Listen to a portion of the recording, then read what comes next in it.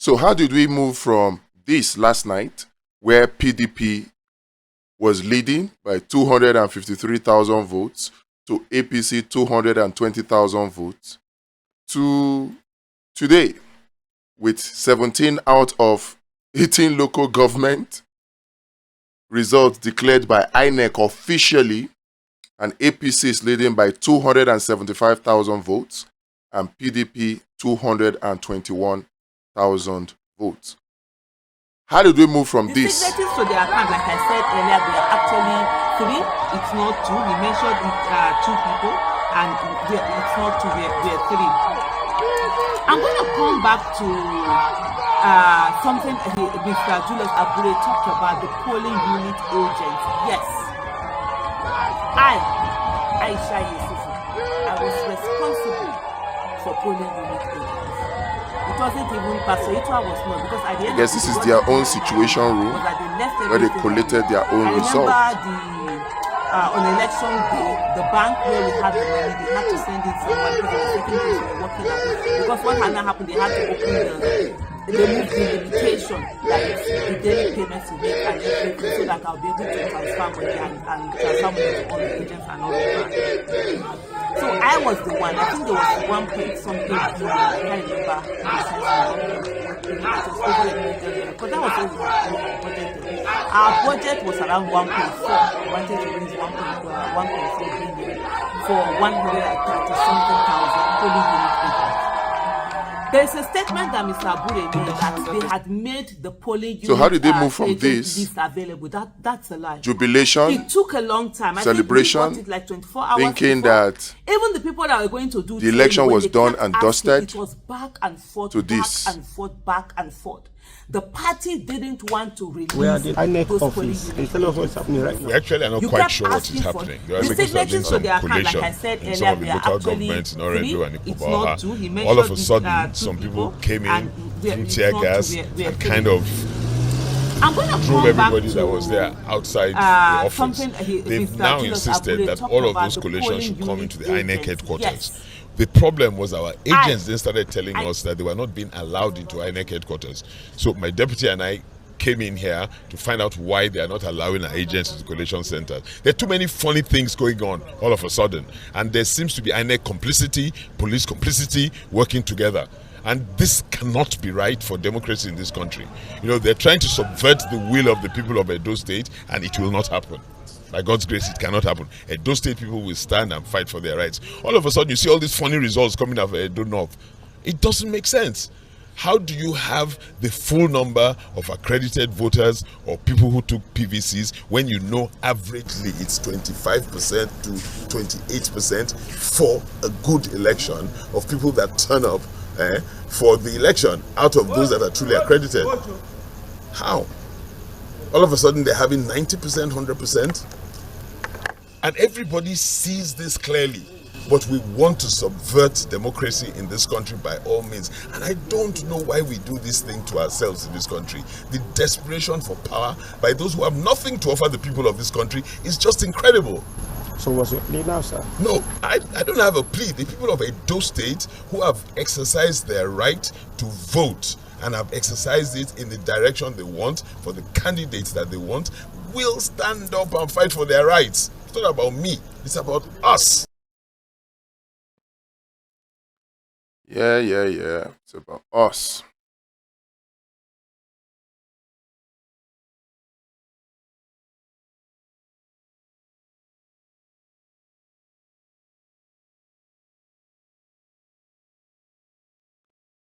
It's about us. So, I would have thought that this was done and dusted, considering that they had their own situation room. And that would have meant game over. But what happened? Because from what we see here, in fact, they had even declared themselves winner. The election result was right in their front. I guess they collated this from what they got from the polling unit. So what happened? How did they go from this to the results being totally switched. Totally switched.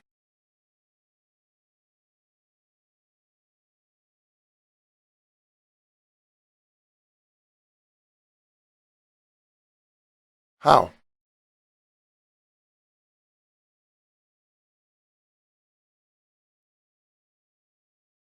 How? How did they go from here to here?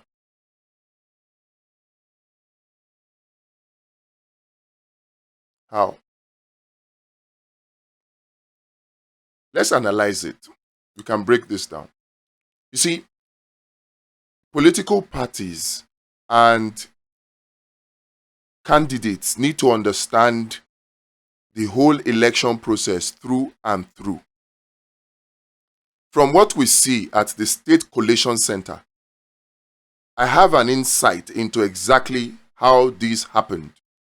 By the way, it's a battle of the big riggers. So it's a question of who is able to rig more, obviously. But let's understand how this rigging happened so that we can prevent it from happening in the future. For me, I think that political parties and political party candidates tend to be too complacent. Yes, they tend to be too complacent at some point, particularly with respect to monitoring the entire, do I call it value chain of the election process, the entire process of election. So the polling unit result is the basic building block of election results. At least the Supreme Court has told us that much. So perhaps the PDP situation room with their collation team did their collation based on the polling unit result. If they did that, then it doesn't matter what PDP does, or it doesn't matter what APC does and whether APC is declared winner or not. It won't matter. Because by the time they go to court, if they did their collation based on forms EC8A from their polling unit agents, then they have 100% hope in the final result in court. They have 100% hope.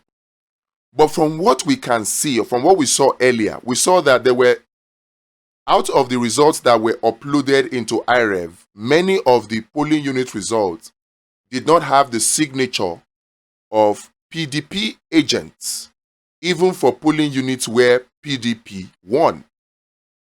So that gives me some kind of concern in the sense that, is it possible that the PDP did not deploy polling unit agents to all of the polling units for the Edo election? If they did not, how did they get the figures that they used in their own situation room that is making them rejoice and celebrate like this? Now, if they got the originals, no problem. Then it won't matter that the result has changed, like we are seeing now. It won't matter that the result has gone from this, which they thought they had won, to this, which is what INEC is likely to declare. It won't matter at all. Now, what is the lesson for us here? The lesson for us is simple. When we finish at the polling unit, what they did shows me that their election solution is not as robust as the one that I acquired. Once you finish from the polling unit, the collated result at the ward level, you have it and is sent to the party agent at the ward collation center. That is the figure that the party agent will now use to interrogate the figures that INEC would declare at the ward level. You see, all of the stories, all of the talk that the PDP agent was saying here, all of the grammar that the PDP agent was speaking here, this grammar should have been spoken at the ward level. And as you can see here, even at this national collation level, the PDP agent does not have the figures with him, except they have furnished him with it now. But as they are coming, as the EO is reading it, you are giving your own figure if you tabulated from the polling unit form EC8A. We need to understand this. Once we understand it, it will become very easy. See what it's doing now. This is medicine after death. It's not too late, because if they got their own results from EC8A at the polling unit, they can still salvage the situation at the court, because whatever originals forms EC8A they get from their polling unit agent is tenable as evidence in court. This was how Ademola Adeleke won in Osun.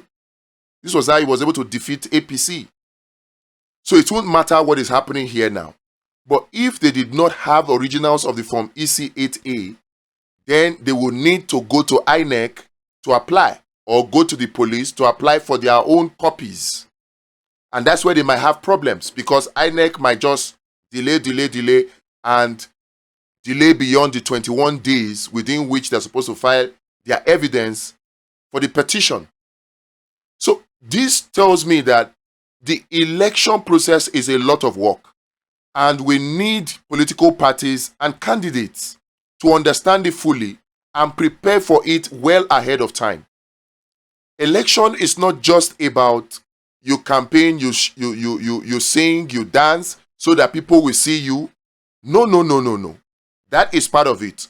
But the whole propaganda to dissuade people from coming out during election, the whole propaganda, the violence, right? Induced violence that is intended to scare people from coming out so that they can have low voter turnout, all of those have to be dealt with. What we see here now in this election is a situation whereby it's the same party structure, what Peter Obi calls the structure of criminality or structure of corruption. That's what you have. So the people from the party, the ward, the local government, up to the national level, the people they have under their payroll and the people that those people have influence over are the people that are coming out to vote now, because they are the ones that are able to be reached with the whole vote buying thing. They are the ones that will come out because the other ones have been scared off using propaganda or using threats of violence and even connivance of security agencies. So those ones would have gone. So it will now leave the structure of criminality. So it's the same structure of criminality that is coming out, that have come out to vote in this election. So whether it is for APC, PDP, it's still the same thing. So it's a battle of who will rig the more. And that's what we have seen now. That's why you will see that APC is able to go from here to here. Just like that. Just like that. So, what is the lesson for us, people who want to take back Nigeria? We have to take charge of the whole election process, from pre-election to during election and post-election. We need to know what to do at the polling unit to put INEC in check, to put security agencies in check, to put thugs in check. Many people think this cannot be done. It can be done very, very easily. These people, this police, the thugs, the promoters, the vote buyers, they thrive in darkness. So those who will do or engage in election violence, ballot box snatching, and all that, they will do it by first of all coming and shooting, right? So when they shoot, of course, who will hear gunshots and not run? The same thing with the police. They threaten to shoot. And when they threaten to shoot, people will run away from the polling units. They will leave the ballot boxes. Then they can come and snatch the ballot boxes and burn the ballot boxes or do whatever they want to do with the polling unit or the polling booth. But you see, they do this, and every time these kind of things happen, what we find is that we really don't get hard evidence. The face of the culprits clearly captured. We don't have it. And how can you have it? Because those who would actually be able to use camera to video them, they will run away. So this is how they thrive with their violence and propaganda of violence to discourage people from coming out to vote and even to scare people away from the polling unit. So this can be handled very easily. Get surveillance camera, very small miniature ones, Wi-Fi enabled, very small, $5, $6. They are all there. You can buy it from AliExpress or from Amazon. Very cheap. So you get those, you put them at strategic locations. These things are battery powered. The batteries can last for as much as 12 hours, which is more than what you need. The beautiful thing is that nobody knows except we where these cameras are. And when the thugs come with their guns shooting in the air, scaring people away, people will run, but the cameras will not run. When the police are doing what they are doing, all the stuff that go on in the polling unit, when we have our spy or hidden cameras hidden somewhere, we will capture everything, and that information can now be presented to correct whatever goes on in that polling unit as far as INEC is concerned. So we can actually check the activities of these people. We need to understand the whole process. So from there, remember, once the polling unit result is declared at the polling unit and the form EC8A is issued, before even the form EC8A is issued, we have already sent information to our collation center, to the app, and the app has furnished the party agent at the ward collation center with the result from each of the polling units and the total for that particular ward. So that is the information that the ward agent for the political party will use to tackle the INEC at that part. And also the same thing will happen at that place. So while they are doing all that, because right now, PDP is, from what we can see, the PDP candidate complained, he's saying that, oh, their own party agents were not allowed into the collation center.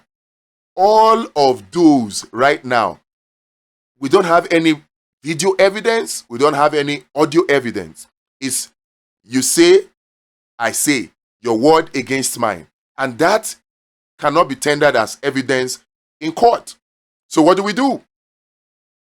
If you had that kind of arrangement also at the ward, have that kind of arrangement also at the local government, have that kind of arrangement at the state, you'll find out that when those thugs come with their threats of violence and people scatter for safety, definitely your spy or cameras or whatever you have, you will capture all the evidence you need, audio and videos.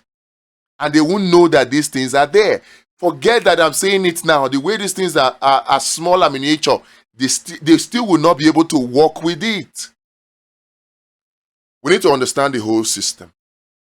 And I don't want a situation whereby people are now coming to be discouraged, because that's what I see.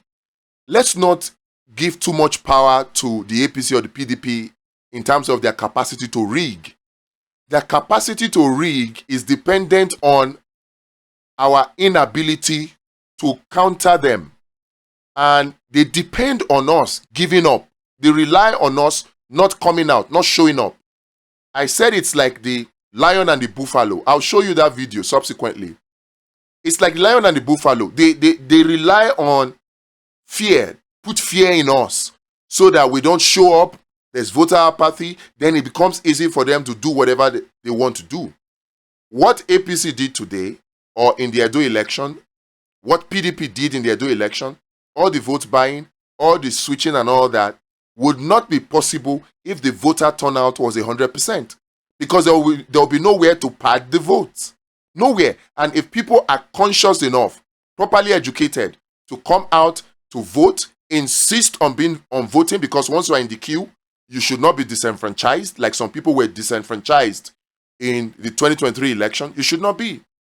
So once you come out, you must vote. And once you vote, you stay, you guard your vote. Once it's time for the result to be collated, you collate and all that. This way, we are able to check the activities of the riggers, whether it is APC or PDP. I have no sympathy for any of them. Yeah, as it is now, it would appear that the APC has successfully rigged out the PDP. The PDP is crying wolf. It's been just the two of them. It's this or that, you know. So what we need is education. But somebody raises a very vital point. In fact, so vital the thing hits me. He said, how do you educate people that are hungry? Whatever you say to them will not enter. So we need to also now look at how do we take care of the hunger of the people so that we can educate them, so that they can understand what we are saying, and then we can form a formidable team for the 2027 election. It's like what Jesus in the Bible did. I guess at some point when he was teaching, he found out that his message was probably entering through one ear and leaving through the other because the people were hungry. So he decided that, at this rate, the people don't need to hear the word. What they need is food. And then he sent for food to be given to them. Unfortunately, there was no food, and he had to do the miracle of feeding 5,000 with 5 loaves and 2 fish. So in the same vein, we must realize that we can really not teach or educate the hungry people, a hungry person. So how do we fix this problem? How do we take care of the hunger problem for people so that we can teach them and then we can take back the country from the people who are currently holding it to ransom? That's the challenge for you and I. Let's talk about this in the comment section, and then we'll do a video about it, because education, we must educate the people. You heard what happened in the collation. They kept talking about passing the buck. The political party says it's INEC responsibility to educate. INEC says, it's also the responsibility of the political parties, and both parties are correct. Everybody's supposed to engage in voter education. So we will do our own part for our own selfish interest. But we must do so realizing that we cannot educate a hungry person. So let us know in the comment section what you think we can do, and let us tackle that subsequently.